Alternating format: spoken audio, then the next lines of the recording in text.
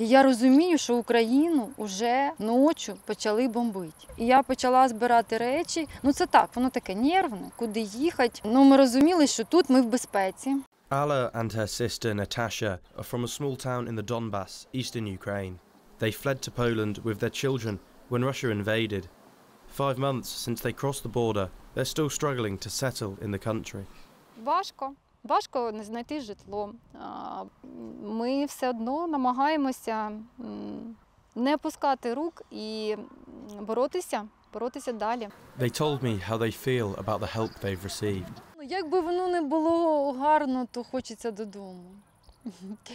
Так, мені кажеться, все це гарно працює, але все одно настрою немає. Ми сподіваємося, що ми все зможемо преодоліти, вистояти і повернутися додому. Natasha has since been in contact with me to say they still don't have a permanent place to stay. She told me that whilst she is happy that she, her sister and their children are safe from the war's dangers, they continue to battle with its consequences.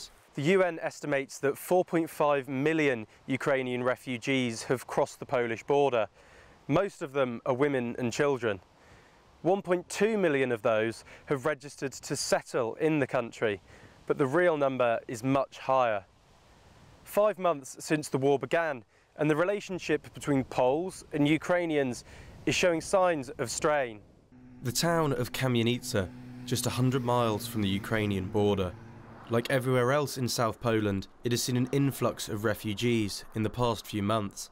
Currently, more than 150 Ukrainians are living here, and looking around, it doesn't take much to see signs of support. Hotel Yurkovsky, the owner Stanisław, has been hosting Ukrainians since April. Currently, 22 Ukrainian children are staying. Jedno na przykład dziecko jest takie tam z Dalekiego Wschodu, że dzień przed przyjazdem bomba trafiła w jej rodzinny dom. Akurat nie było nikogo. I śladu po tym domu nie ma. Some have told Stanisław they want to stay in the town and are learning Polish, but he tells me this is having an effect on local children's education. Nie przyjęto jej dziecka do przedszkola tylko dlatego, że w pierwszej kolejności przyjęto dzieci z Ukrainy, gdzie te panie najczęściej nie pracują, mogłyby się tymi dziećmi zająć. Taka jest opinia pobieżna. Pierwszeństwo mają ukraińskie dzieci przed naszymi. Stanisław has never taken any money from the government for his help, and like many in Poland, rising costs are making him worried about being able to house refugees in the future. Martwimy się też o samych siebie, tak trzeba kolokwialnie powiedzieć, bo pomoc tak daleko idąca już moim zdaniem powinna stanąć pod znakiem zapytania. I asked him if the strain caused by the refugee crisis on Polish people has worsened Polish-Ukrainian relations. Ja myślę, że tak. Po prostu, że te relacje mogą zejść na taki chłodny poziom. He's not the only person in Kamienica who thinks the relationship has been affected. Aczkolwiek będzie to już niestety większy dystans. Nie będzie już takiego zapału, jaki był przez ostatnie 4 miesiące. Roman converted his garage so he could host a Ukrainian family. A woman from Zaporizhia and her 2 children have been living here since March. Bardzo przykre doświadczenie. No niestety 80% jedzenia zostało wyrzucone. Żona dbała, nie szanowali tego wszystkiego. Niestety ani dzień dobry, ani do widzenia, ani dziękuję. The family wouldn't speak to me on camera. Upstairs, you can see how Roman has adjusted to them living in his workshop. Toys next to tyres, and clothes drying by car parts. When the family arrived in March, his neighbours donated toys for the children. To wszystko było dane, niszczone, rozebrane, połamane, wyrzucone, we workach leży. Lego, no to dorośli ludzie się bawią. Tak jakby nie interesowało ich to w ogóle. Coś chyba 70 kg ubrań, nowe, po prostu nowiutkie. No na pewno nie spodziewałem się, że takie może być zachowanie ze strony ludzi, którzy dostali pomoc, nie oferując nic w zamian. The government gives anyone housing refugees around £8 a day per person for the first 2 months.